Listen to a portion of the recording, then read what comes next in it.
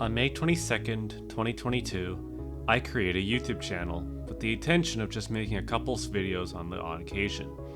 I thought at best I would get 100 subscribers if lucky, but as the months went on, I would finally hit 100, and with a change in content, this channel grew and grew, surpassing 500, then 1,000, to 3,000, and even 5,000. To where we are right now, as we're standing at 8,000 subscribers.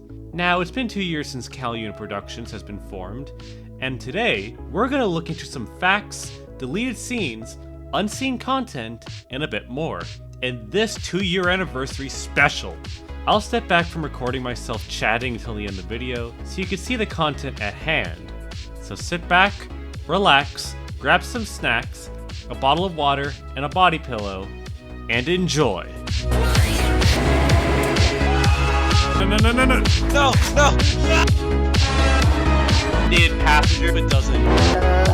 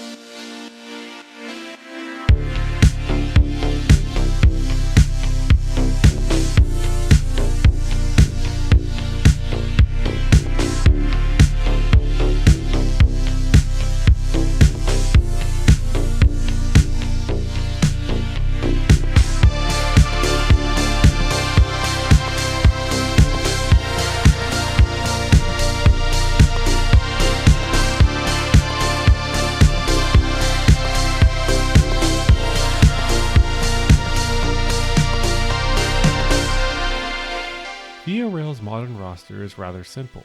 Genesis, F40s, and more recently, Chargers. Diesel locomotives were starting to prove themselves worthy in the 1930s, only starting off as streamlined train sets, box cabs, and especially yard switchers. IC-2460 clearing mile 57 over. Why does the train feel much lighter than usual? Well, now I gotta reverse this bitch to notch 8 because for some reason the cars are now decoupled. Whoop-de-fucking-do. Oh, you've got to be kidding me. Well, shit.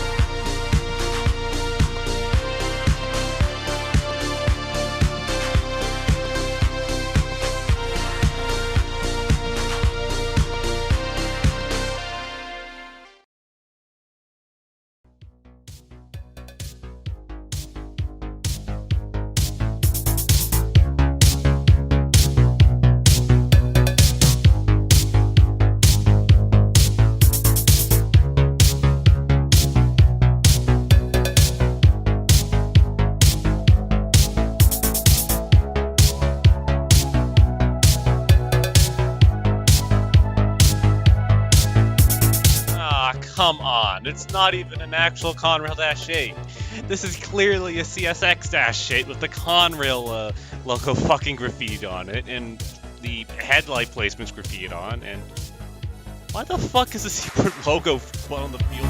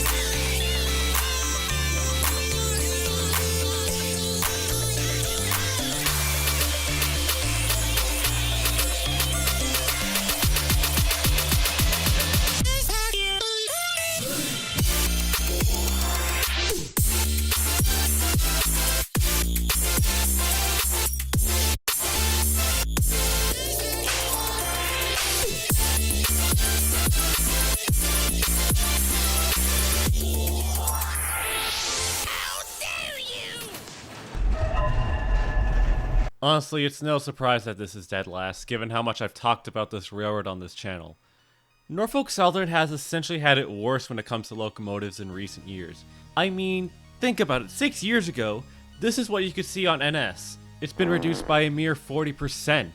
Starting in 2019, as you all know, NS would begin purging locomotives left, right, and center, regardless of reliability or age, which resulted in NS's never-ending power shortage crisis to which they're trying to recover from. People say Alan Shaw is the one that killed Norfolk Southern, but honestly, from what we've seen, he's trying to fix NS. Even if it's slow to remove PSR, but who knows. If anything, Jim Squires, which was the CEO at the time that NS was purging all of its power, was the one that fucked over NS, and practically killed the spirit this railroad once had.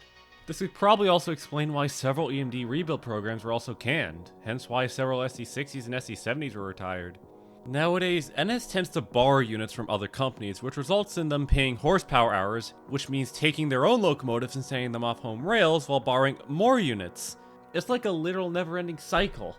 Nonetheless, the highlights, or very few at least, would be any unrebuilt SC40s, GP38s and GP40s, GP60s, SC40Es, SC70M-2s, or literally any EMD locomotive, rebuilt or otherwise. However, it seems like NS is trying to fix their motive power issues by getting second-hand locomotives or reactivating stored units like the SC70M-2s, which I gotta give the effort, at least they're trying to fix NS's roster. However, even with their efforts, the power purge really left a massive scar for Norfolk Southern, which I don't know if it could properly heal within the next few years. Most locomotives that NS sold off had mostly been sold to other companies, or in the worst case, scrapped. It's because of their incompetent management back then which resulted in the never-ending power shortage due to their massive power wipeout, is why Norfolk Southern is down at the bottom of the list. Easily a fall from grace. A952, which is representing the Grand Trunk Western. So this is the first heritage unit that we were aware of. I remember seeing an image of this in October 2020, and everyone just assumed it was just a WTX 1402 edit. However, when another image was posted, people knew that this shit was real. And then the day after it was revealed, they came to Toronto, and I could probably say I'm in the group of the first 20 to see this, so yay. Also, it did have a nice prototype IPO sticker, which honestly, this IPO sticker looks a lot better than what we got, so seeing as the unit has been through a bit of revenue service, does it still hold up? Well, yeah, I suppose. The unit overall is just okay to me. Like, I liked it back then, but now I'm just sort of okay with this unit overall. The colors are rather bright and vibrant compared to the more darkish blue the GTW had, but the red is overall fine. Also, I like the addition of the white stripe that some units later on would wear. Definitely makes the livery look more classy and a bit more of a nice modern take on the livery. The only thing I'd really want to nitpick about is the white roof, which, yeah, almost all the heritage units have, but that's just a minor nitpick. I'm pretty sure there's a reason behind it, so yeah. But aside from that, the unit is okay. And also, like 2 months ago, the unit returned to service after being in limbo following a small yard accident, so welcome back, I guess. Canadian National didn't copy Amtrak Phase 1. The first rendition on this list was applied to the first batch of SC40s in the 1960s, with the Tuscan red, yellow, and gray, and with those yellow nose stripes on the front. Like, honestly, this scheme is just amazing, with a nice color palette to a Tuscan livery, which gives this sort of livery a royal feel to it, which I don't think that was the intention. I will say, the scheme works on any diesels, from early switchers to cab units, standard cabs, even the more modern freight locomotives of today. The first rendition of the iconic Pac-Man livery was rather big, from the large amount of white stripes to the large Pac-Man logo on the rear. The white stripes not only were applied to the nose, but also to the front of the cab. A bit weird, but interesting.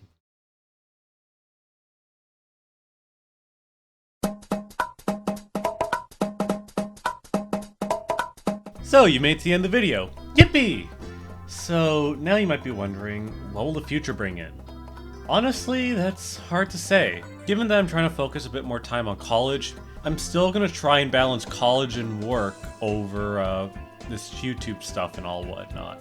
But I do have a handful of series, video ideas and such to at least keep going for a few more years. And honestly, I cannot wait to share you the many ideas that I have in store. Whether it's more episodes of America's Obscure Steam Locomotives and Bite-Sized Oddities, to maybe documentaries and such.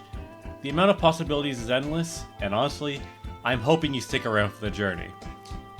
And by the way, I have another something prepared, so stay tuned for that one next week, folks. Take care!